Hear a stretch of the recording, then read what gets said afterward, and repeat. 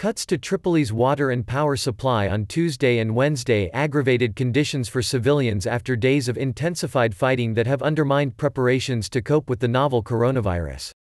Nader Mohammed, a taxi driver and father of 3 in Tripoli, said the situation had grown much worse. He lives on the 5th floor and must carry the family water supply up to their flat each morning. They cannot afford a private generator and he sits in the evenings with candles, telling the children stories from memory. Besides the war, we now suffer from a virus, and if it spreads, God only knows what will happen, he said.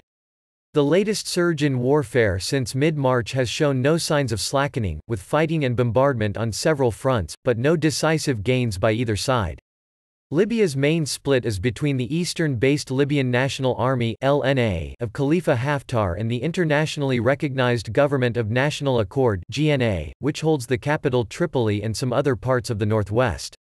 The LNA, backed by the United Arab Emirates, Egypt and Russia, has set up a parallel administration in Benghazi, in the east, and launched an offensive a year ago to capture Tripoli, frequently bombarding the capital.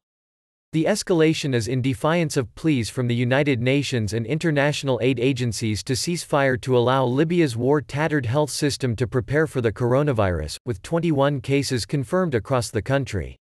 On Monday, projectiles struck Al-Qadra Hospital in Abu Salim, an area held by the GNA near a front line, causing damage and prompting the UN humanitarian coordinator to denounce a clear violation of international humanitarian law. Turkish-supplied drones have in recent days targeted LNA supply lines, both sides have said, striking trucks. On Sunday they targeted a plane, which the GNA said was carrying arms and the LNA said was carrying medical supplies. Drone use changed the balance, GNA Deputy Defense Minister Salahiddin Ali Namroush said in a phone interview. The drones were being used to target especially the supply lines, he added. The electricity company said a technical fault was behind intermittent supply on Tuesday and Wednesday, while the water provider, the Great Man-Made River Project, said on Facebook that gunmen stormed a control room on Tuesday, cutting the flow. The situation is miserable. Heavy fighting, coronavirus, and now we have electricity and water cuts, said Ainur, an English teacher who asked not to use her family name.